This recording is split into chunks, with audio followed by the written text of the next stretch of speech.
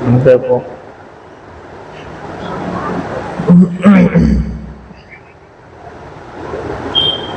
ہدایہ باب الموادعات ومن یجوز امانہ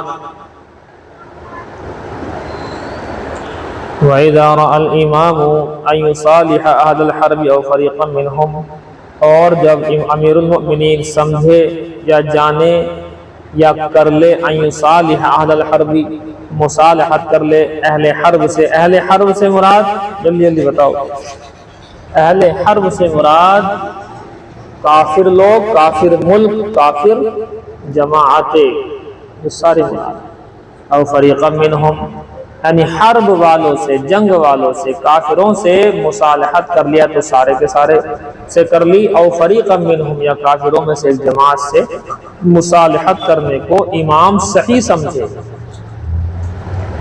اور وَكَانَ ذَلِكَ مَصْلِحَةً لِلْمُسْلِمِينَ، اور اس مصالحت میں مسلمانوں کا فائدہ ہو، اور اس مصالحت میں کیا ہونا چاہیے؟ مسلمانوں کا فائدہ ہونا چاہیے۔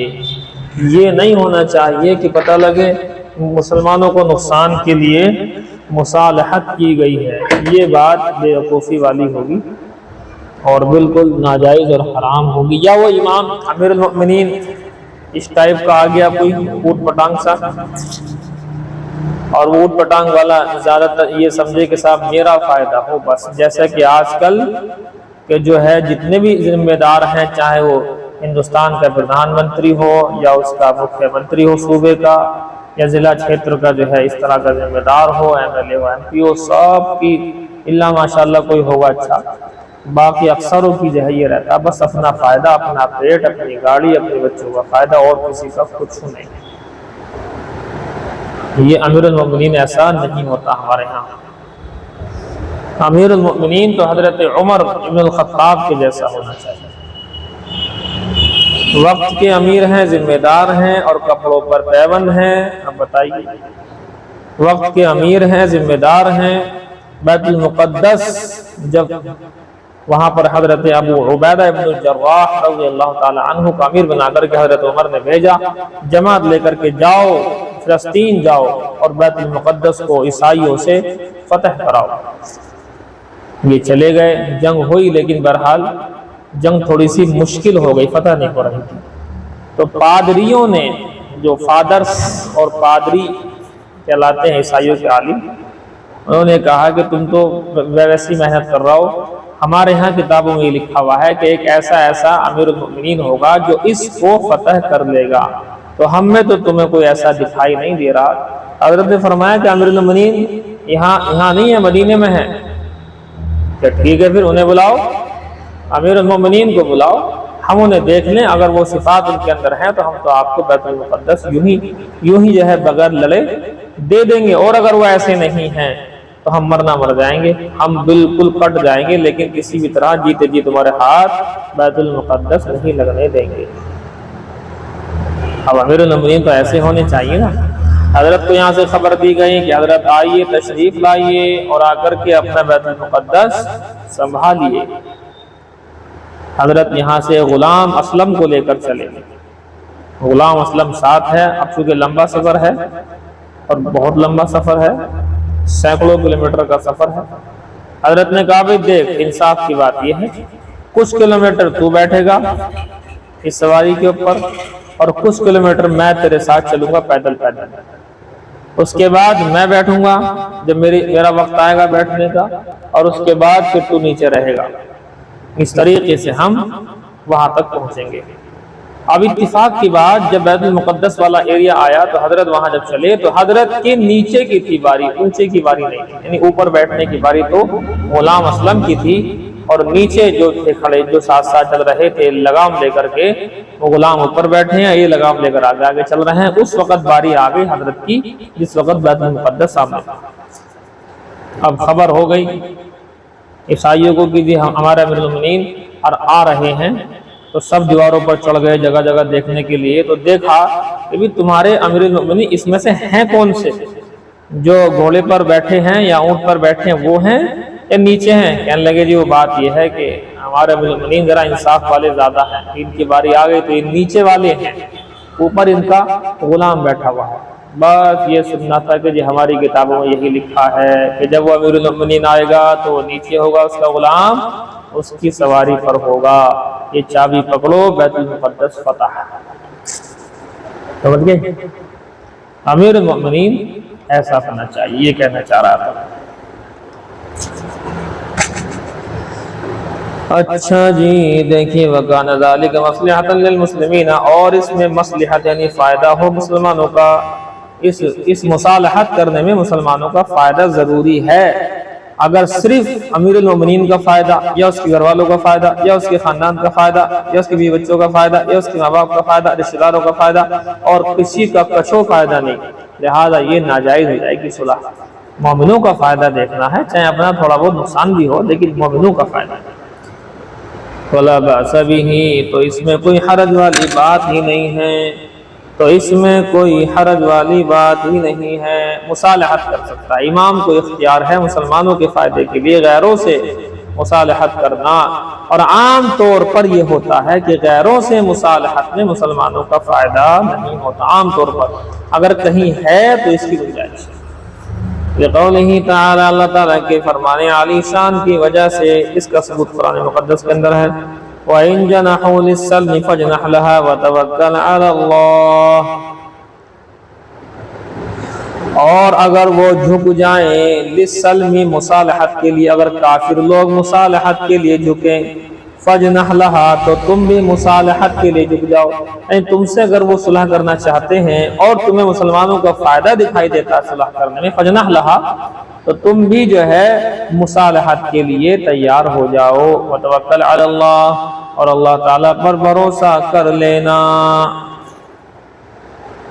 یہ ہے، نہیں سمجھ میں آئی جی؟ اچھا، باب الموادعہ لکھا ہوا اوپر، موادعہ کی معنی مصالحت ہی ہے، باب المصالحہ یہ ایک ہی چیز ہے، تو صلح کرنے کا بیان ہے۔ چونکہ یہ تو اللہ کے نبی صلی اللہ علیہ وسلم نے بھی تو ایک مرتبہ کی ہے صلح، آپ کو معلوم ہوگا کفار مکہ سے صلح کی تھی، صلح حدیبیہ جس کا نام ہے، چھٹی ہجری میں، اسی کو فرما رہے ہیں کہ اس کا ثبوت ہے، غیروں سے صلح کرنے کا ثبوت ہے موقع پر۔ وَوَادَعَ رَسُولُ اللَّهِ صلی اللہ علیہ وسلم، اور اللہ کے رسول صلی اللہ علیہ وسلم نے مصالحت کر لی تھی اہل مکہ سے، عام الحدیبیہ، صلح حدیبیہ کے سال کون سا تھا؟ یہ 6 ہجری، کیا تھا جلدی بتاؤ؟ 6 ہجری، عَلَىٰ أَن يَضَعَ الْحَرْبَ بَيْنَهُ وَبَيْنَهُمْ 10 سِنِينَ، اس بات پر مصالحت کی تھی، عَلَىٰ اس بات پر، أَن يَضَعَ الْحَرْبَ بَيْنَهُ، یہ کہ جنگ رک جائے گی ان کے اور ان کے درمیان، یعنی حضور کے اور کافروں کے درمیان جنگ بندی رہے گی، کب تک؟ 10 سنین، 10 سال تک جنگ بندی رہی۔ تو حضور تو اس کا پاس و لحاظ کر رہے تھے، لیکن بہرحال 2 سال کے بعد ہی انہوں نے اس معاہدے کو توڑ ڈالا، کافروں نے معاہدہ توڑا، جس کی وجہ سے فتح مکہ ہوا، اور فتح مکہ ہوا تو مسلمان جیتے۔ نہیں سمجھے جی؟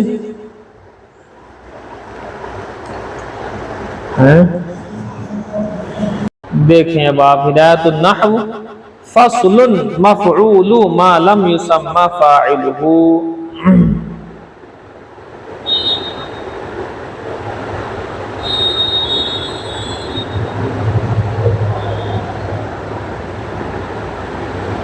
فصل مفعول ما لم يسمى فاعله،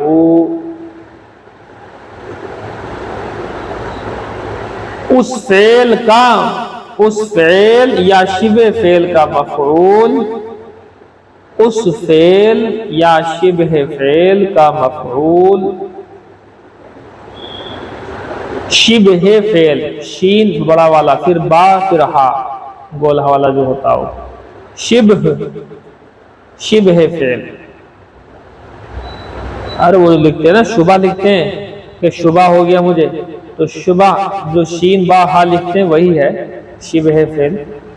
مفعول اس فعل یا شبہ فعل کا جس کا فاعل ذکر نہیں کیا گیا،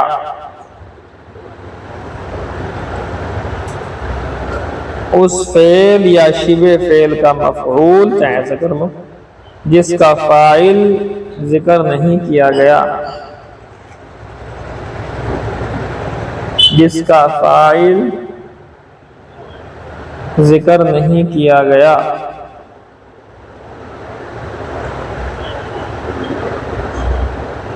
وَهُوَ كُلُّ مَفْعُولٍ حُذِفَ فَاعِلُهُ، وَهُوَ كُلُّ مَفْعُولٍ حُذِفَ فَاعِلُهُ۔ نہیں لکھتے؟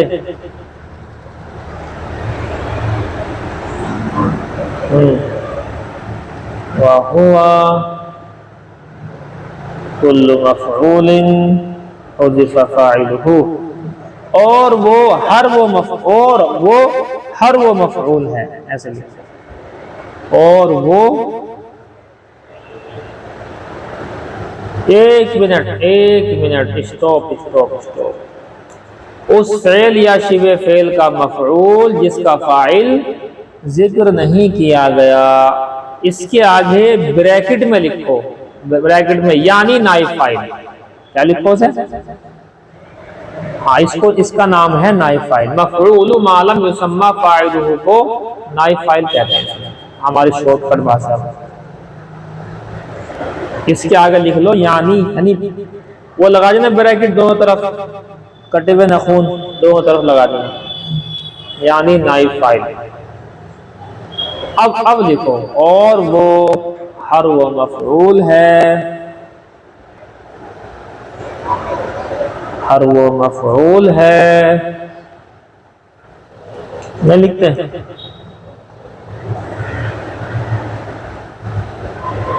کہ جس کے فاعل کو حذف کیا گیا ہو، کہ جس کے فاعل کو حذف کیا گیا ہو،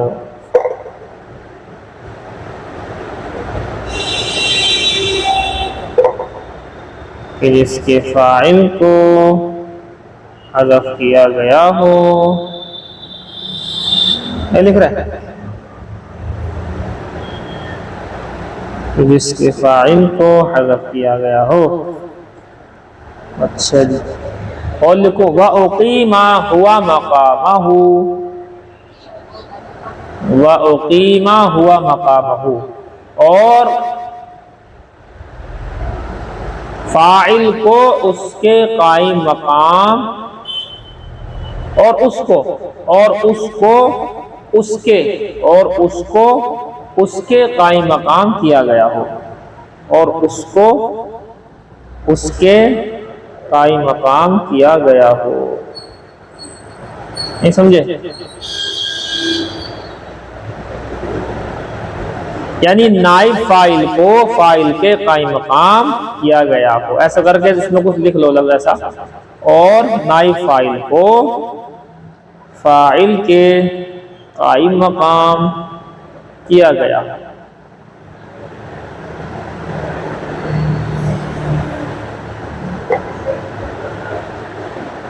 فاعل کے قائم مقام کیا گیا، فاعل کے قائم مقام کیا گیا ہو، نے لکھا جی؟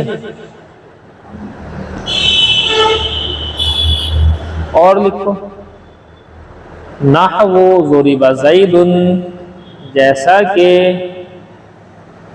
ضرب زید، زید مارا گیا،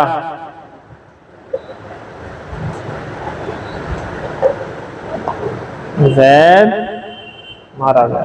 اب دیکھو مارا گیا، لیکن مارنے والے کا نہیں پتا، فاعل کا نہیں پتا ہے، مفعول کا پتا ہے۔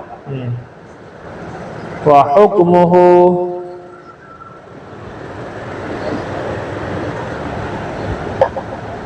وَحُکْمُهُ فی توحید فعلہ وتثنیتہ وجمعہ وتذکیرہ وتانیثہ علی قیاس ما عرفت فی الفاعل، یہاں تک کا ترجمہ آئے گا، اور اس کا حکم، اور اس کا حکم لکھ لیا، اور اس کا حکم اس کے فعل کے مفرد اور تثنیہ اور جمع مذکر مؤنث لانے میں،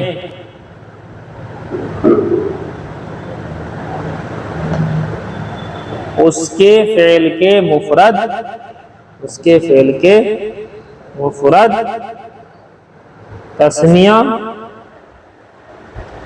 جمع مذکر مؤنث لانے میں، لانے میں، ہاں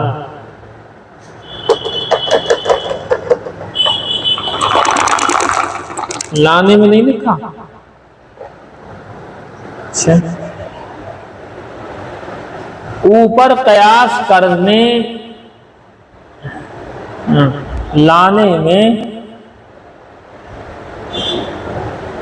اس قیاس کے مطابق ہوگا، ایسے لکھو، اس قیاس کے مطابق ہوگا، یا لکھ لو اس قاعدے کے مطابق ہوگا، قیاس مانے یہاں پر قاعدے ہی کے ہیں، تو آپ قیاس لکھ کر کے بریکٹ میں قاعدہ لکھ دو، اس قیاس یعنی قاعدے کے مطابق ہوگا، ہے، اس قیاس یعنی قاعدے کے مطابق ہے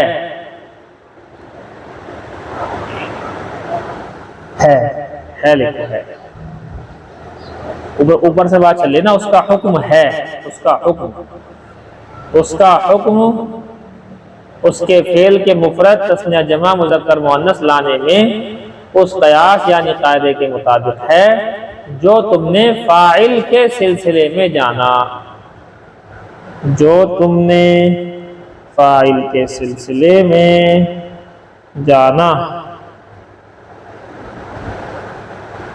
نہیں سمجھے؟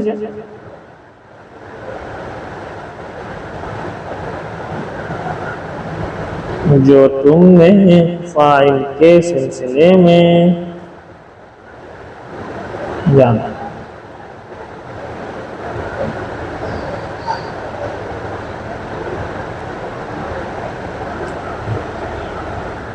ہاں جی، جو تم نے فاعل کے سلسلے میں جانا۔ اب بتاؤ تمہاری کیا نہیں سمجھ میں آیا اس میں؟ ایسا کون سا لفظ ہے جو نہ لکھوا دیا ہو ہم نے اور تمہاری سمجھ میں نہیں آیا؟ دیکھیے جناب، یہ جو ہے مشکات المصابیح،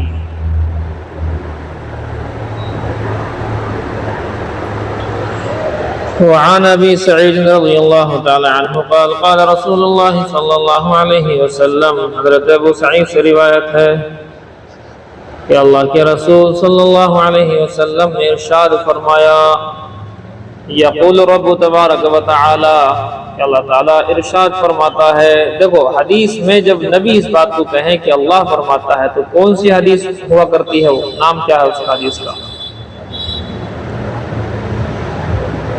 ہاں، حدیث قدسی کہا جاتا ہے اس کو، کہ نبی بیان کر رہے ہوں اور کرتے ہوئے حدیث میں یوں آ جائے کہ اللہ فرماتا ہے، اللہ کی بات آئے گی آگے، جو قرآن میں نہیں ہوگی وہ حدیث میں ہوگی۔ اگر اللہ کی بات کلام پاک میں ہو تو کیا مطلب؟ پھر تو وہ کلام پاک بن جائے گا، لیکن اللہ کی بات قرآن میں نہ ہو، نبی نے حدیث میں ذکر کی ہو تو اسے حدیث قدسی۔ من شغلہ القرآن من ذکری عن ذکری و مسئلتی، کہ جو شخص کہ قرآن کریم کی مشغولی کی وجہ سے میرے ذکر سے باز رہا، میرا ذکر نہ کر سکا، وہ مسئلتی اور مجھ سے مانگ نہیں سکا، مسئلہ مانے سوال، مانگنا، جو قرآن کریم کی مشغولی کی وجہ سے میرا ذکر نہیں کر سکا، مجھ سے مانگ نہیں سکا، دعا نہیں کر سکا۔ اب دعا کرنے 1 گھنٹہ بیٹھیں یا سبق کو یاد کریں، یعنی کلام پاک کو یاد کریں، کلام پاک کو پڑھیں۔ مثال کے طور پر صبح دوپہر شام ایک آدمی کا کلام پاک پڑھنے کا معمول ہے، اور اس کی وجہ سے نہ ذکر کا موقع ملتا ہے اور اس کی وجہ سے نہ اللہ سے دعا مانگنے کا موقع ملتا ہے۔ تو اللہ فرماتا ہے اعطیتہ افضل ما اعطی السائلین، کہ میں دے دیتا ہوں اس کو اس سے بھی زیادہ افضل جو کہ دیا جائے مانگنے والوں کو، یعنی دعا مانگنے والوں کو جو دوں گا اس سے افضل قرآن پاک پڑھنے والوں کو دوں گا، قرآن کی مشغولی والوں کو دوں گا، اور میرے ذکر کا جو ثواب جسے مل رہا تھا ذکر کرنے والوں کو، میں قرآن پڑھنے والوں کو ذکر کرنے والوں سے زیادہ ثواب دوں گا، اس لیے کہ قرآن سے بڑا ذکر کیا ہوگا۔ کیوں ہے یہ ایسا؟ اس لیے کہ فضل کلام اللہ تعالی، اللہ تعالیٰ کے کلام کو فضیلت ہے، علی سائر الکلام، سارے کے سارے کلاموں پر فضیلت ہے، کا فضل اللہ تعالی علی خلقہ، جیسا کہ اللہ تعالیٰ کو فضیلت ہے تمام کی تمام مخلوقات پر، یعنی اللہ کو ساری کی ساری مخلوقات پر فضیلت ہے، اسی طریقے سے اللہ کے کلام کو سارے کلاموں پر اللہ پاک نے باقاعدہ فضیلت بخشی ہے۔ اللہ کے قرآن کو پڑھنے پڑھانے میں مشغول رہنے میں اگر ذکر کرنے کا موقع نہیں ملتا اور دعا مانگنے کا وقت نہیں مل پا رہا، صبح اٹھے تو قرآن، چلے تو قرآن، بیٹھے تو قرآن، وقت خالی ملا تو اس میں اللہ کا قرآن ہی قرآن پڑھنے لگے، تو اس کو ذکر کرنے والوں سے زیادہ ثواب، نفل پڑھنے والوں سے زیادہ ثواب، دعا مانگنے والوں سے زیادہ ثواب، اللہ تعالیٰ اس کو ثواب بھی زیادہ دے گا ساری چیزوں میں۔ قرآن بڑی چیز ہے بھائی، ظاہر سی بات ہے، قرآن مقدس بہت عظمت والی کتاب ہے، جیسے اللہ عظمت والا ہے یہ ہے۔ رواہ الترمذی والدارمی والبیہقی فی شعب الایمان، وقال الترمذی ھذا حدیث حسن غریب، اور کہتے ہیں امام ترمذی نے اس کو روایت کیا، امام دارمی نے بھی کیا، امام بہقی نے بھی کیا شعب الایمان کے اندر، اور امام ترمذی نے یوں بھی کہا ھذا حدیث حسن غریب، یہ حدیث حسن غریب ہے۔ یہ تفصیل اگلے سال دیکھ لینا۔ وعن ابن مسعود رضی اللہ تعالی عنہ قال قال رسول اللہ صلی اللہ علیہ وسلم، حضرت عبداللہ ابن مسعود رضی اللہ تعالی عنہ سے روایت ہے کہ اللہ کے رسول صلی اللہ علیہ وسلم نے ارشاد فرمایا، من قرأ حرفا من کتاب اللہ تعالی، کہ جس شخص نے حرف پڑھا ایک اللہ کی کتاب کا، فلہ بہ، تو اس کے لیے اس حرف کے بدلے میں حسنۃ، ایک نیکی مل جاتی ہے، اور قاعدہ کلیہ ہے، والحسنۃ بعشر امثالھا، ایک نیکی کا بدلہ 10 گنا ہوا کرتا ہے۔ لا اقول، اور میں یہ نہیں کہتا کہ الف لام میم حرف، یہ ایک حرف ہے، میں یہ نہیں کہتا، بلکہ الف حرف، الف تو ایک حرف ہے، ولام حرف، اور لام دوسرا حرف ہے، ومیم حرف، اور میم تیسرا حرف ہے۔ اس حساب سے مان کے چلیں تو الف لام میم کے الف کا 10 نیکیاں، لام کی 10 نیکیاں، میم کی 10 نیکیاں، کل ملا کر 30 نیکیاں ہو گئیں۔ بتائیے اب اتنا زیادہ ثواب ملے گا کہ انتہا نہیں۔ اور بعض روایتوں میں اور بھی کچھ آتا ہے کہ اگر اس کو بنا وضو پڑھا تو 1 کے 10 نیکیاں، اور اگر وضو کر کے پڑھا تو ایک حرف پر 25 نیکیاں، اور اگر نماز میں بیٹھ کر پڑھا تو 50 نیکیاں حرف پر، اور اگر نماز میں کھڑے ہو کر کے اللہ کا قرآن پڑھا تو ایک حرف پر 100 نیکیاں، باقی اخلاص کی وجہ سے زیادہ ہو جائے گا۔ یہ ہے بات۔ رواہ الترمذی والدارمی وقال الترمذی ھذا حدیث حسن صحیح غریب اسنادا۔ نہیں سمجھ میں آئی جی بات؟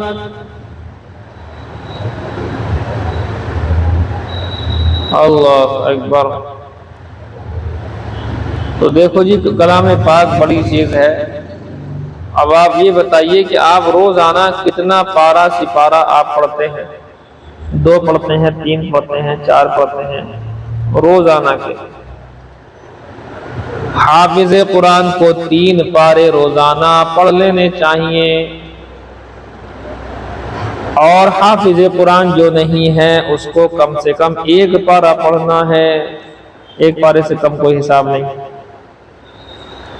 1 پارے سے کم کوئی حساب کیوں نہیں؟ کیا آدھا گھنٹی بھی نہیں مل سکتی ہے؟ آدھی گھنٹی آدھا گھنٹے میں ہی ایک پارہ آرام سے سکون سے باقاعدہ اخفاء اظہار قواعد کے ساتھ نہ پڑھ سکتے ہیں. آدھا گھنٹہ بہت بتا دیا میں نے، سمجھ ماری بات. لیکن اگر آرام سے پڑھو گے تو آدھے گھنٹے میں ہو جائے گا. سمجھ رہے بات نہیں آپ؟ تو کیا آدھا گھنٹہ موبائل کے لیے 3 گھنٹے مل گئے، 4 گھنٹے مل گئے؟ تمام جو ہے موبائل دیکھنے کے لیے، ریلز دیکھنے کے لیے گھنٹوں مل جاتے ہیں، اور اللہ کے قرآن کے لیے آدھا گھنٹی نہیں مل رہی. غلط بات. It is completely wrong. غلط بات. ایک پارہ بتاؤ تو تم میں سے کون کون پڑھتے ہیں every day, daily? You are supposed to recite the Holy Quran every day, only 1 para. ایک پارہ تو کم سے کم ایٹ لیسٹ کم سے کم پڑھنا چاہیے.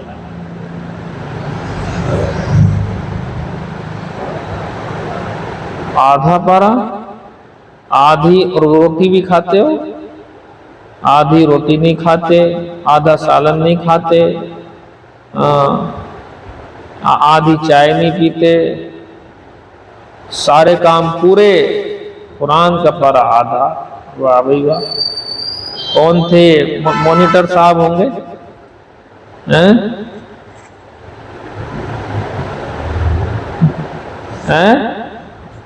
مانیٹر بھی آدھا پارہ؟ تو ہاں صحیح ہے. پھر تو جب مانیٹر بھی آدھا پارہ پڑھیں گے تو نیچے والوں کا کیا ہے؟ ارے ایک پارے سے کم نہیں بھائی. آدھا پارے کا مطلب 15 منٹ دے رہا ہو بس تم کلام پاک کو، کل 15 منٹ. اس سے زیادہ تو آپ لوگ ویسے بیٹھ کر کے جہاں تہاں کی باتیں کر لیتے ہو، اس میں ٹائم خرچ ہو جاتا. یہ تو روز پڑھنی ہے، یہ تو روز پڑھنی ہے، لیکن روز کا پارہ جو ہے وہ تو ہونا چاہیے ایک پارہ. کون سے کو زیادہ ٹائم لگ رہا ہے؟ حد 15 منٹ کا اور فرق آئے گا بس، اس سے زیادہ کچھ بھی نہیں آنے گا. 15 منٹ سے زیادہ کیا آ جائے گا؟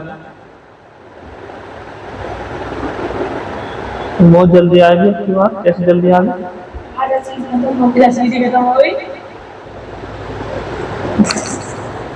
اب غور تو کرو، نبی صلی اللہ علیہ وسلم کے زمانے میں یہ ہوا کرتا تھا کہ صحابہ کرام کی شہادتیں ہوتی تھیں. ادھر حضرت حمزہ حضور کے چچا جو بڑے عزیز تھے، ان کی شہادت ہوئی. شہادت کے بعد میں اللہ کے نبی نے صحابہ میں کوئی اعلان نہیں کرایا کہ آ جاؤ قرآن خوانی کرو، میرے چچا کی موت ہے.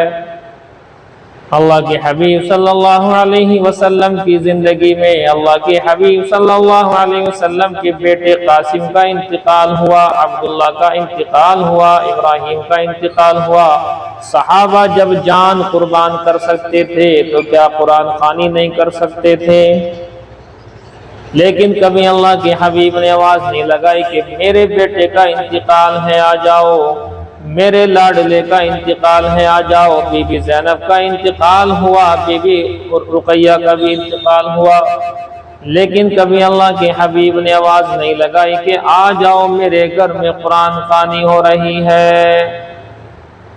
اگر ہوتی تو وہاں ہوتی، لیکن ایسا چل گیا آج قرآن خوانی کا ماحول، اور اس میں مدرسے کے بچوں کو جو گھیرا گیا، نہ ان کے سبق کی پرواہ، نہ ان کا پارے کی پرواہ. ایسا لگتا ہے کہ بچے کو کلام پاک میں حفظ میں ڈالنے کا مطلب ہے کہ لوگوں کی اب وہ قرآن خوانی کے روپ میں نوکریاں کرتا رہے گا.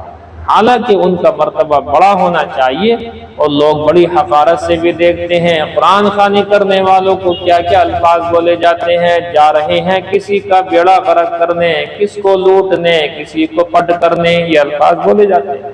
ہم نے بھی سنے الفاظ.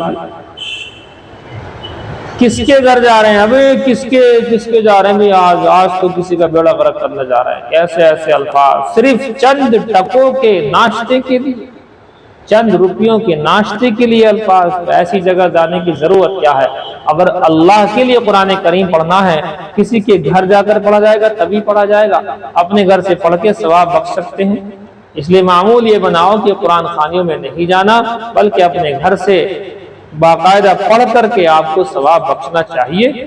ثواب تو کہیں سے بخشا جا سکتا ہے، اور جو مردہ ہے اس کو تمہارے گھر آنے سے مردے کو تمہارا مردے کے گھر آنے سے کوئی فرق نہیں پڑتا، نہ اسے معلوم ہوتا ہے، وہ تو صرف جو قرآن پڑھ کے بخشے گا وہ اسی سے خوش ہوگا۔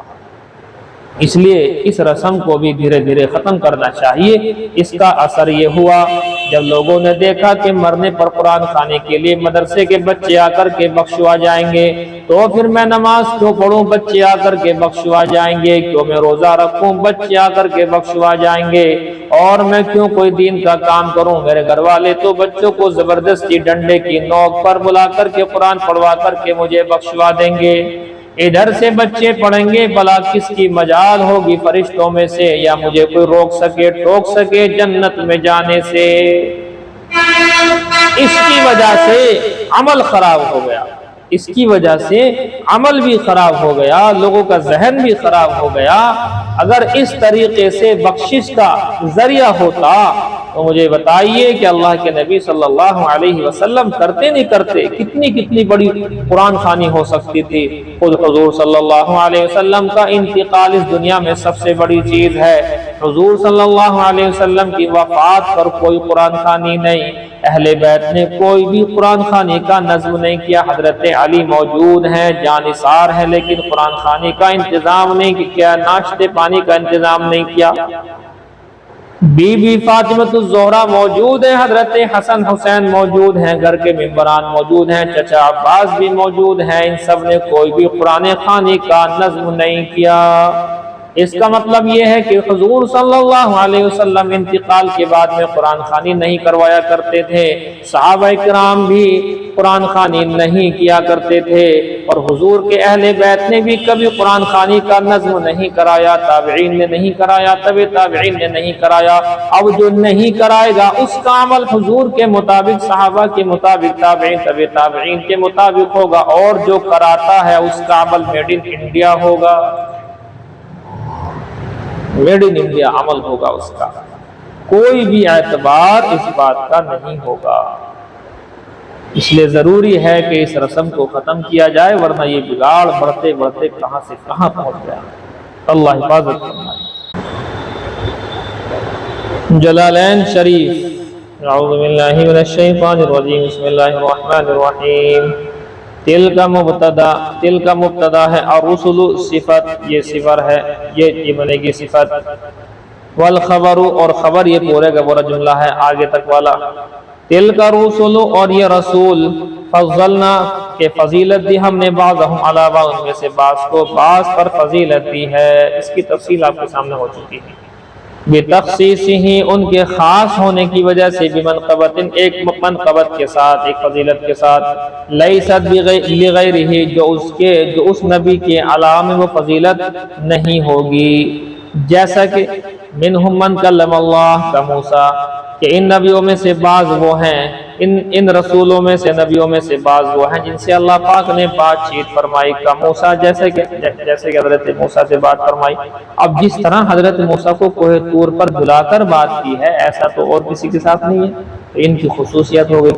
ورفع بعضهم، اور بلند کیا ان میں سے بعض کو، درجات، درجوں کو، یعنی بعض ایسے، بعض سے مراد ہے حضور صلی اللہ علیہ وسلم، ای محمد صلی اللہ علیہ وسلم، ان میں سے بعض یعنی محمد رسول اللہ کو بلند کر دیا، درجات، ان کے درجوں کو، علی غیرہ، ان کے علاوہ پر، ان کے علاوہ مطلب جتنے نبی ہیں ان سب پر اللہ کے نبی کے درجات کو بلند کر دیا۔ بعموم دعوت کے عموم کی وجہ سے، اس لیے کہ امت محمدیہ میں عمومی دعوت ہے۔ وختم النبوت، اور آپ خاتم النبیین ہیں، آخری ہیں، اس لیے بھی۔ وتفضیل امتہ علی سائر الامم، اور ان کی یعنی حضور کی امت کی فضیلت ہے ساری کی ساری امتوں پر۔ والمعجزات المتکاثرۃ، اور بہت سارے معجزات کی وجہ سے فضیلت ہے حضور کی تمام پر۔ والخصائص العدیدۃ، اور متعدد خصلتیں ہیں، متعدد فضیلتیں ہیں، عادتیں ہیں، جس میں حضور صلی اللہ علیہ وسلم بڑے ہیں تمام کے تمام سے۔ وآتینا عیسی ابن مریم البینات، اور دیا ہم نے حضرت عیسیٰ ابن مریم کو البینات، واضح دلائل، وَأَيَّدْنَاهُ اور ہم نے قوت دی، ای قوّیناہ ہم نے طاقت دی ان کو، قوت بخشی حضرت عیسیٰ ابن مریم کو بروح القدس حضرت جبرائیل کے واسطے سے۔ جبرائیل حفاظت میں رہا کرتے تھے حضرت عیسیٰ ابن مریم کی۔ بروح القدس، روح القدس کا مطلب جبرائیل یسیر معہ، حضرت جبرائیل حضرت عیسیٰ ابن مریم کے ساتھ چلا کرتے تھے، حیث سارا جہاں بھی حضرت عیسیٰ علیہ السلام جایا کرتے تھے۔ وَلَوْ شَاءَ اللَّهُ اور اگر اللہ تعالیٰ چاہتے، اور اگر اللہ تعالیٰ چاہ لے، هَدَى النَّاسَ جَمِيعًا تو سارے کے سارے لوگوں کو ہدایت دے دے۔ اللہ اگر چاہ لے تو کیا مشکل ہے، اللہ چاہ لے ہو جائے گا، سب ہدایت پر آ جائیں گے، سب گناہ سے ختم ہو جائیں، ختم گناہ۔ لیکن اللہ تعالیٰ چاہتا ہے ایک سسٹم کیا ہے کہ میں نبیوں کو بھیجوں گا، کتابیں بھیجوں گا، وہ سمجھائیں گے، پھر نبیوں کے بعد میں آخری نبی آئیں گے، آخری نبی کے بعد آخری امت آئے گی، آخری امت کے اندر ہادی ہوں گے، رہنمائی کرنے والے ہوں گے، علماء ہوں گے، مفتیان کرام ہوں گے، محدثین ہوں گے، متکلمین ہوں گے، بزرگان دین ہوں گے، یہ تمام کے تمام جو ہے دین کے کام کو لے کر کے چلیں گے، ان کی رہنمائی میں دیگر عوام بھی دین کا کام کرے گی۔ تو یہ چاہتا ہے اللہ، اس سسٹم میں آ کر کے اللہ چاہتا ہے ہدایت دینا، اس طرح سے ڈائریکٹ ہدایت دینا اللہ نہیں چاہتا، اور اگر چاہے تو دے دے، مرضی ہے اس کی۔ وَلَوْ شَاءَ اللَّهُ اور اگر اللہ چاہ لے، هَدَى النَّاسَ جَمِيعًا تو لوگوں کو ساروں کو ہدایت دے سکتا ہے، ایک سیکنڈ کے اندر دے دے گا ہدایت۔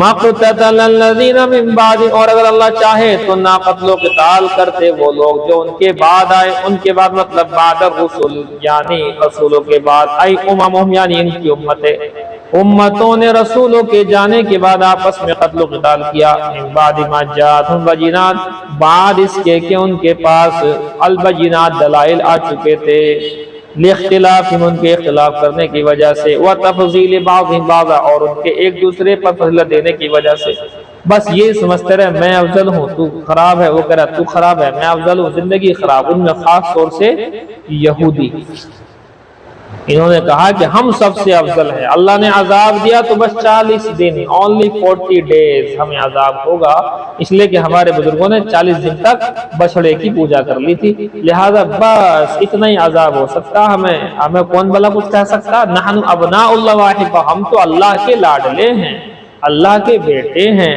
اس کے محبوب ہیں۔ اللہ نے کہا کہاں سے ہو گئے تم میرے محبوب بھائی، تم لاڈلے کیسے بن گئے؟ عجیب، ایک دم کیا بولتے ہیں بے ڈال کے پودم ہے۔ اور آج بھی یہی سوچ ہے، اسرائیل یہی تو ہے، یہودی آج بھی یہی سوچ ہے ان تمام بدبختوں کی کہ ہم سب سے افضل ہیں۔ وَلَٰكِنِ اخْتَلَفُوا اور لیکن انہوں نے اختلاف مچایا، لِمَشِیَّتِ ذَلِکَ اس کی مشیت سے، فَمِنْهُمْ مَنْ آمَنَ پس ان میں سے بعض وہ تھے جو ایمان لائے، کیا مطلب ثبت علی ایمانی جو ایمان پر ثابت رہے، وَمِنْهُمْ مَنْ کَفَرَ اور بعض ان میں سے وہ تھے جو کافر بن گئے، کون کالنصارى بعد المسیح جیسے کہ عیسائی حضرت مسیح کے بعد، عیسیٰ مسیح کے آسمان پر اٹھائے جانے کے بعد نصارہ عیسائی کافر ہو گئے۔ وَلَوْ شَاءَ اللَّهُ مَا اقْتَتَلُوا اور اگر اللہ چاہے تو وہ قتل و قتال نہ کرتے، توکید یہ جملہ دوبارہ آیا تاکید کے لیے، وَلَٰكِنَّ اللَّهَ يَفْعَلُ مَا يُرِيدُ لیکن اللہ تعالیٰ کرتا ہے جو چاہتا ہے، مِن توفیق من شاء ان لوگوں کو توفیق دے کر جس کو چاہتا ہے، وَخُذْلَانِ مَنْ شَاءَ بعض کو اچھائی کی توفیق دے دیتا ہے اور بعض کو رسوائی کی توفیق دیتا ہے، بعض کو رسوا کر دیتا ہے اور بعض کو اللہ تعالیٰ خیر دے دیتا ہے، کہ اللہ چاہتا ہے تو ہوتا ہے، اللہ نہ چاہے تو کچھ نہیں ہوتا۔ نہیں سمجھے جی بات آپ؟ بس اس میں موٹی سی بات جو آپ کو میں نے کل بتائیں تو وہ ذہن میں رکھنا ہے، ٹھیک؟ چلیے بس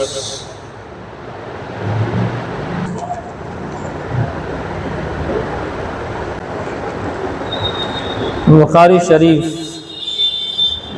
کتاب المغازی باب قصة عقل وعرینہ وبه قال حدثني عبد الأعلى بن حماد قال حدثنا يزيد بن زريع قال حدثنا سعيد عن قتادة أن أنسا حدثهم أن ناسا من عقل وعرينة قدموا المدينة على النبي صلى الله عليه وسلم وتكلموا بالإسلام فقالوا يا نبي الله صلى الله عليه وسلم إنا كنا أهل ضرع ولم نكن أهل ريف واستوخموا المدينة فأمرهم رسول الله صلى الله عليه وسلم بزود وراع وأمرهم أن يخرجوا فيه فيشربوا من ألبانها وأبوالها فانطلقوا حتى إذا كانوا ناحية الحرة كفروا بعد إسلامهم وقتلوا راعي النبي صلى الله عليه وسلم واستاقوا الزود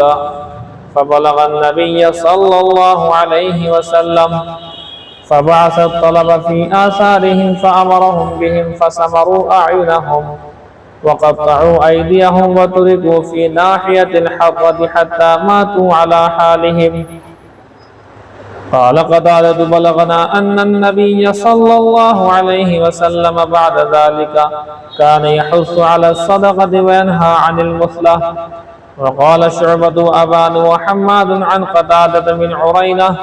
وقال يحيى بن أبي كثير وأيوب عن أبي قلابة عن أنس قدم نفر من عقل. دیکھیے اوپر اس جنگ کا نام نوٹ کر لیجیے آپ، سریہ قرز ابن جابر فہری قرشی رضی اللہ تعالی. اس سریہ کا نام، اس جنگ جو ہوگی، جنگ کے لیے ایک جماعت، پکڑنے کے لیے ایک جماعت بھیجی جائے گی صحابہ کرام کی. تو کیا بولتے ہیں اس کو جس میں حضور نہ گئے ہوں؟ سریہ. اس سریہ کا نام سریہ قرز بن جابر، سریہ قرز بن جابر رضی اللہ تعالی. ان لوگوں کا جو واقعے میں ذکر آئے گا، پیچھا کیا تھا حضرت قرز بن جابر نے اور پکڑ کر کے لائے تھے حضور کے پاس ان دشمنوں کو، بدبختوں کو. تو اس سریے کا نام قرز بن جابر ہے. نوٹ کر لیا آپ نے؟ دیکھیے اگلا بات یہ تھی کہ قبیلہ عقل اور عرینہ یہ دو قبائل ہیں. کچھ لوگ یہاں کے مدینہ میں آ گئے. اللہ کے نبی صلی اللہ علیہ وسلم نے ان سے اسلام کے متعلق بات کی، انہوں نے اسلام قبول کر لیا. مدینہ میں رہنے لگے. دیہات کے لوگ تھے، گاؤں دیہات کے، عام طور پر جانوروں کو پالتے تھے اور دودھ وغیرہ پر ان کا گزارا تھا. یہی ان کی عام عادت میں شامل تھا. غلہ، گیہوں، یہ اس طرح کی چیزیں جو وغیرہ ان کی عادت میں شامل نہیں تھے. اور انہیں جو کھان پان ملا وہ اسی انداز کا ملا کہ انہیں ہضم نہیں ہوا. تو کہتے ہیں اسی بیچ میں ان کو بیماری ہو گئی. اب بیماری ہوتی ہے عام طور پر کہیں بھی ہو جاتی ہے. اس بیماری کا نام نوٹ کر لیجیے آپ، جوا نام کی بیماری. اس میں پیٹ پھولنے لگتا ہے، پیٹ میں دقت ہو جاتی ہے. جوا، جیم واو اور واو کے اوپر، واو کے ساتھ میں یا کھڑے زبر کے ساتھ، جیم زبر جا، جیم یا کھڑا زبر وا، جوا، یا آخر میں آئے گی لیکن پڑھی نہیں جائے گی. جوا نام کی بیماری ان کو ہو گئی. انہوں نے اللہ کے نبی سے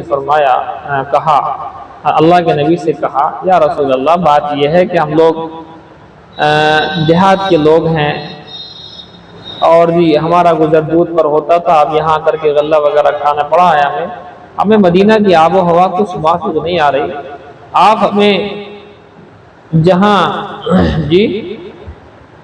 آپ ہمیں جنگل میں جو صدقات کے اونٹ چرتے ہیں وہاں اگر آپ ہمیں بھیج دیں، اجازت دے دیں تو وہیں رہ لیں گے. ہم دودھ وغیرہ وہاں پر ملتا رہے گا، وہاں اونٹنیاں ہیں اور دودھ پیتے رہیں گے، وہیں رہتے رہیں گے.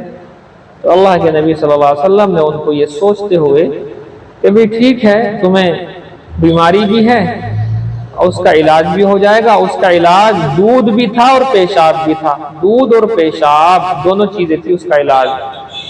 لہذا اللہ کے نبی نے ان کو اجازت دی تھی کہ جاؤ آپ وہاں چلے جاؤ، اونٹ وغیرہ، اونٹنے وغیرہ ہیں وہاں پر، دودھ بھی پیو اور وہاں جا کر کے تم پیشاب بھی پینا. اب چونکہ ان کے مزاج میں خباثت تھی، حضور نے اس بات کو بھانپ لیا کہ یہ ان کے مزاجوں کے اندر خباثتیں گھسی ہوئی ہیں اور خبیث مزاج کے انسان کو خبیث چیز ہی جو ہے راس آتی ہے۔ یہ ہوا ہے جی آپ مائک بند کریں، جی مائک بند کریں، سمجھ گئے جی آپ؟ جی مائک بند کر لیجیے۔ تو کہنا یہ چاہ رہے ہیں کہ اس لیے اب یہ وہاں پر چلے گئے، اللہ کے نبی صلی اللہ علیہ وسلم نے ان کو اجازت دے دی کہ پیشاب بھی پینا ہے، دودھ بھی پینا، آپ لوگ ٹھیک ہو جاؤ گے۔ یہ لوگ چلے گئے وہاں۔ وحی الہی سے حضور کو معلوم ہو گیا تھا کہ ان بدتمیز لوگوں کا علاج ہی یہ ہے، ان بدبخت لوگوں کا علاج ہی یہ ہے، ان کے مزاج میں خبث ہے، اور مزاج کا خبث انہیں برائی پر ابھارے گا۔ یہ ٹھیک ہی اس طریقے سے ہوں گے۔ اب آپ سوچ لیجئے اس بات کو، ہمارے ہندوستان کے اندر بھی گائے کے پیشاب اور گوبر کو پینے والے لوگ ہیں، تو اس کا مطلب جو گائے کے پیشاب اور گوبر کو کھانے والے لوگ ہیں، پینے والے لوگ ہیں، وہ بھی قبیلہ عقل اور عرینہ کی طرح مزاجن خبیث ہیں۔ وہ مزاج کے اعتبار سے خبث تھا، یہاں پر بھی خبث ہے۔ لہذا جب ان کے مزاج کے اندر خبث ہے تو پھر اسی لیے اللہ کے نبی صلی اللہ علیہ وسلم نے اس بات کو پہچان لیا تھا کہ ان کے مزاجوں میں خبث ہے، اور اس کو پہچان کر ہی حضور نے ان کو اجازت دی تھی کہ جاؤ وہاں پر آپ لوگ رہو سہو، پیشاب بھی پیتے رہنا، اور وہیں پر آپ دودھ وغیرہ بھی پیتے رہنا۔ یہ وہاں پہنچ گئے بہرحال۔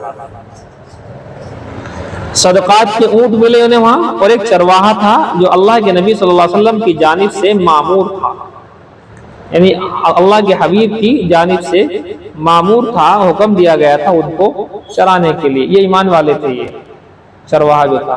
نام نوٹ کر لیجئے آپ، چرواہے کا نام نوٹ کر لیجئے آپ، یسار نام ہے، یسار جی ہاں، جو چرواہا تھا اس کا نام یسار رضی اللہ تعالیٰ عنہ۔ اب یہ وہاں پر چلے گئے، وہاں پر رہنے لگے، دودھ بھی پینے لگے، اور جیسے حضور نے فرمایا تھا وحی الہی سے معلوم ہو گیا تھا ان کی مزاج کا خبث، جیسے کہ ہمارے ہندوستان کے اندر بھی لوگ موجود ہیں گائے وغیرہ کا پیشاب پیتے ہیں، تو مزاج سے یہ لوگ بھی خبیث ہیں، خبیث النفس لوگ ہیں۔ تو یہ خبیث النفس لوگوں کا من گندی چیزیں کھانے کے لیے کرتا ہے، اسی لیے گوبر ووبر یہ رات دن کھاتے رہتے ہیں، بدبخت عجیب ٹائپ کے لوگ، اللہ حفاظت فرمائے۔ تو بہرحال یہ ہوتا ہے، جب مزاج میں خبث ہوتا ہے تو ناپاکی محسوس نہیں ہوتی۔ جتنا آپ کا من صاف ہوگا نا، جتنا آپ کا دل صاف ہوگا نا، جتنا آپ کا مزاج صاف صفائی کا ہوگا، آپ دیکھیں آپ کو بیکار اور غلط چیزیں کی احساس زیادہ ہوگا۔ آپ کسی جگہ پر گئے تو وہاں اگر کہیں آس پاس ہی بدبو ہوگی نا، تو ہو سکتا ہے وہاں کے لوگوں کو نہ محسوس ہو رہی ہو، لیکن آپ کو پیر رکھتے محسوس ہو جائے گی۔ جتنا آپ کا من صاف ہوگا اتنا ہی یہ چیز زیادہ محسوس ہوتی ہے۔ اسی طریقے سے آپ دیکھ لیجئے گا، جتنی خراب قسم کی چیزیں ہیں، گندی قسم کی چیزیں ہیں، اگر آپ کا مزاج صاف ہے تو آپ کو ان سے نفرت ہوگی، اور اگر نہیں آپ کا مزاج صاف تو آپ کو اس چیز سے نفرت نہیں ہوگی۔ یہ اچھا جی، جوا نام کی بیماری لگ گئی، حضور نے فرما دیا کہ جاؤ جہاں صدقات کے اونٹ چڑھتے ہیں وہاں ہمارے غلام بھی موجود ہیں، یسار نامی چرواہا موجود ہے۔ یہ وہاں پر گئے، جہاں کر کے انہوں نے اس طرح سے رہے کہ ٹھیک ہو گئے، چند دنوں کے اندر ٹھیک ہو گئے۔ ٹھیک ہونے کے بعد ان کا مزاج چونکہ خراب تھا، ان کے دماغ کے اندر خباثتیں بھری ہوئی تھی، یہ مرتد ہو گئے۔ قبیلہ عقل اور عرینہ کے یہ لوگ مرتد ہو گئے، ایمان چھوڑ گئے۔ سارے کے سارے صدقات کے اونٹ جو بہت سارے تھے، وہ سارے کے سارے انہوں نے حضرت یسار کو قتل کر کے چھین لیے۔ اب حضرت یسار کو جو قتل کیا ہے نا، وہ بڑی بے دردی سے کیا ہے۔ یہ تھی بات، بہت بے دردی سے کیا کیا، ہاتھ پیر کاٹ دیا الگ الگ، ناک کانوں کو کاٹ دیا الگ الگ، آنکھیں پھوڑ دی الگ الگ، ہونٹ تھے ہونٹوں کو بھی جو ہے کاٹ دیا۔ اب سوچے آپ،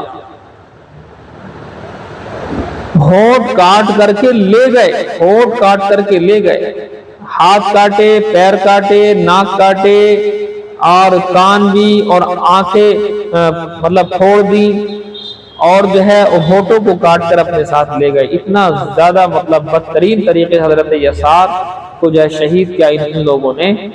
اب اللہ کے نبی کو جیسے ہی علم ہوا کہ ایسے ایسے قبیلہ عقل اور عرینہ کے بدتمیز لوگ مرتد ہو کر کے حضرت یسار کو قتل کر کے صدقات کے سارے اونٹ لے کر کے بھاگ گئے، حضور صلی اللہ علیہ وسلم نے قرز بن جابر، یہ ہے قرز بن جابر رضی اللہ تعالی عنہ کو امیر بنا کر کے 20 آدمیوں کو لے کر کے اس جماعت کو بھیجا، اسی لیے اس واقعے کا نام کیا پڑ گیا؟ سریہ قرز بن جابر۔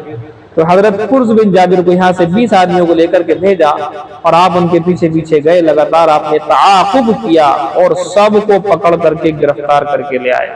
حضرت قرز بن جابر بڑا مطلب یہ کہ ویسے آدمی تھے، بہت ہیوی قسم کے آدمی تھے، انہیں لے آئے۔ اب لانے کے بعد اللہ کے نبی صلی اللہ علیہ وسلم نے جیسے چرواہے کو قتل کیا تھا ان لوگوں نے، ویسے ہی ان کو بھی قصاص میں قتل کیا گیا۔ کیا کیا گیا؟ یہ ایک ہی واقعہ پیش آیا ایسا کہ حضور نے بھی ان کے ہاتھ پیر کاٹے، حضور نے بھی ان کے ناک اور کان کٹوائے، حضور نے بھی ان کی آنکھیں پھڑوائیں، حضور نے بھی ان کے جو ہے ہونٹ وغیرہ اور وہ سارا جسم تھا، مطلب سارے کا سارا جسم تھا، یہ سارے کا سارا جسم جیسے جیسے حضرت یسار کے ساتھ انہوں نے کیا تھا ویسے ہی ویسے جو ہے ان کے ساتھ بھی کیا گیا۔ اور پھر اللہ کی طرف سے منع آ گئی کہ اب آئندہ کسی شخص کو اس طریقے سے نہیں مارنا ہے، ناک کان ہاتھ پیر وغیرہ کاٹنے والا حکم منسوخ ہو گیا، منع کر دیا گیا کہ مارنا ہو تو ایک جھٹکے سے گردن کاٹو، وہ آدمی مر جائے گا، لیکن اس طرح سے نہیں مارنا ہے، آئندہ حضور کو اس چیز سے منع کر دیا گیا۔ سمجھ میں آ رہی بات؟ اب یہ ناک کان ہاتھ پیر کاٹنا آنکھیں پھوڑنا کیا کہلاتا ہے؟ یہ مصلح کرنا، یہ نوٹ کر لیجیے آپ، مصلح کرنا کہلاتا ہے یہ۔ اور مصلح کرنا کیا ہے؟ حرام ہے، مصلح کرنا حرام ہے۔ اگر کسی کافر کو مارنا پڑے اور کافر کو مارنے میں اس کے ناک کان ہاتھ پیر اگر ہم کاٹ رہے ہیں تو یہ بات ہماری غلط ہے، ہماری یہ بات صحیح نہیں ہے، اس لیے کہ ایک مسلمان جب کسی کافر کو قتل کرنا چاہے جیسے کہ جنگ کے میدان میں ہوتا ہے تو وہ ناک کان ہاتھ پیر وغیرہ نہیں کاٹ سکتا ہے، یہ بات آپ ذہن میں رکھیں، وہ کاٹ نہیں سکتا ہے۔ اچھا جی، یہ واقعہ سمجھ میں آ گیا؟ سن 6 ہجری کا واقعہ ہے اور پورا واقعہ آپ کو میں نے بیان کر ہی دیا ہے۔ اب دیکھیں آپ، باب قصۃ عقل و عرینہ، یہ باب ہے قبیلہ عقل اور قبیلہ عرینہ کے قصے کے بارے میں۔ کیا بولتے ہیں اس کا نام؟ کیا بتایا ہم نے؟ سریہ، جلدی بولو۔ ہاں، یہ صحابی رسول ہیں قرز بن جابر، پہلے دشمن تھے بعد میں ایمان قبول کر گئے۔ حضرت قرز بن جابر یہ پہلے مشرکینوں کے سردار تھے، یاد رکھنا، بہت بڑے تھے یہ بھی۔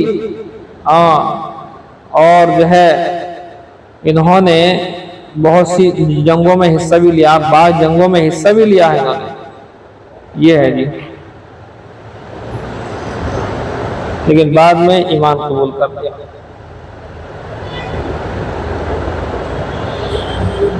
چلیے، وبه قال حدثني عبد الأعلى بن حماد قال حدثنا يزيد بن زريع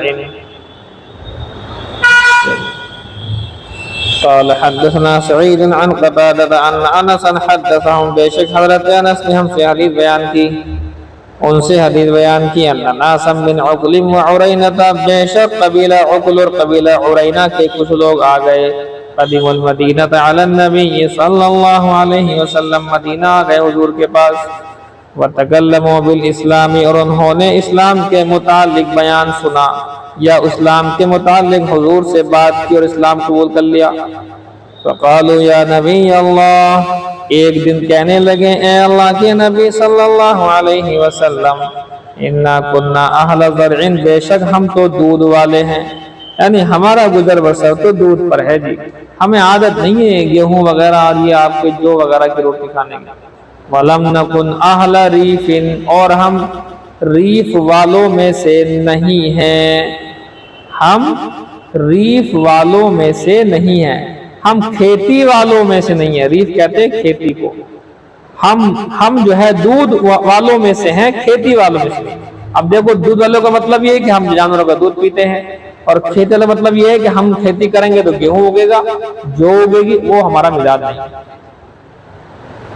وَاسْتَوْخَبُوا الْمَدِينَةَ، اور انہیں مدینہ کی آب و ہوا راس نہیں آئی، وَاسْتَوْخَمُوا، راس نہیں آئی ان کو آب و ہوا، الْمَدِينَةَ، مدینہ کی۔ فَأَمَرَهُمْ رَسُولُ اللَّهِ صلی اللہ علیہ وسلم بِزَوْدٍ وَرَاعٍ، تو اللہ کے نبی صلی اللہ علیہ وسلم نے انہیں جانے کا حکم دے دیا، بِزَوْدٍ وَرَاعٍ، زود کے معنی اونٹ، اونٹوں کے پاس، وراعی معنی چرواہا۔ کون چرواہے ہیں؟ حضرت یسار رضی اللہ تعالیٰ فرماتے ہیں کہ اللہ کے نبی نے اونٹوں اور چرواہوں کے پاس جانے کی اجازت دے دی، وَأَمَرَهُمْ، اور حکم دے دیا، أَن يَخْرُجُوا فِيهِ، کہ آپ وہاں چلے جاؤ، فَيَشْرَبُوا، اور پی لینا وہاں جا کر کے، مِنْ أَلْبَانِهَا، ان کے دودھ کو، وَأَبْوَالِهَا، اور پیشاب کو بھی۔ فَانْطَلَقُوا، وہ چلے گئے، حَتَّى إِذَا كَانُوا نَاحِيَةَ الْحَرَّةِ، یہاں تک کہ جب وہ چلے گئے اور پہنچ گئے حرہ نامی زمین میں، ناحیت الحرہ، حرہ کے نام سے ایک جگہ ہے، سمجھ گئے جی آپ بات؟ حرہ کے علاقے میں، ناحیہ مانے علاقہ، چھیتر، کونا، الحرہ یہ پتھریلی ایک زمین تھی مدینہ سے باہر۔ جب یہ مدینہ کے باہر حرہ نامی جگہ میں پہنچ گئے تو کیا کیا انہوں نے؟ کفروا بعد اسلامہم، اسلام کے بعد میں کافر ہو گئے، مرتد ہو گئے، وقتلوا راعی النبی صلی اللہ علیہ وسلم، اور اللہ کے نبی صلی اللہ علیہ وسلم کے چرواہے کو شہید کر ڈالا، واستاقوا الزود، اور اونٹوں کو لے بھاگے، فبلغ النبی صلی اللہ علیہ وسلم، ان کی خبر حضور کو پہنچ گئی، فبعث الطلبہ، تو حضور نے بھیجا تلاش کرنے کے لیے، فی آثارہم، ان کے پیچھے، حضور نے ایک جماعت کو بھیج دیا ان کے پیچھے پکڑنے کے لیے۔ کون سی جماعت تھی؟ حضرت قرظ بن جابر کی جماعت، 20 آدمیوں کی جماعت تھی، ٹھیک ہے۔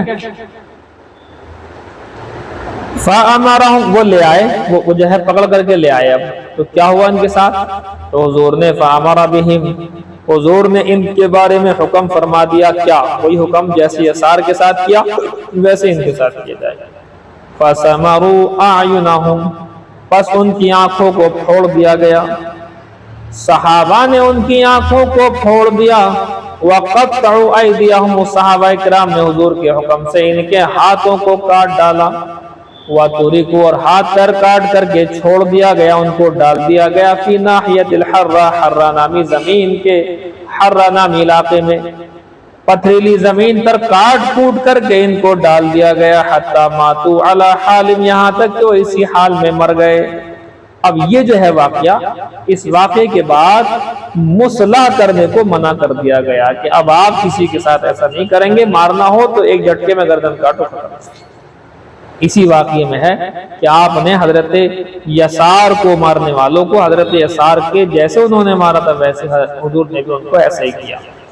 برابری ہو گئی تھی لیکن اللہ نے پھر منع کر دیا کہ یہ شکل زیادہ اچھی نہیں ہے۔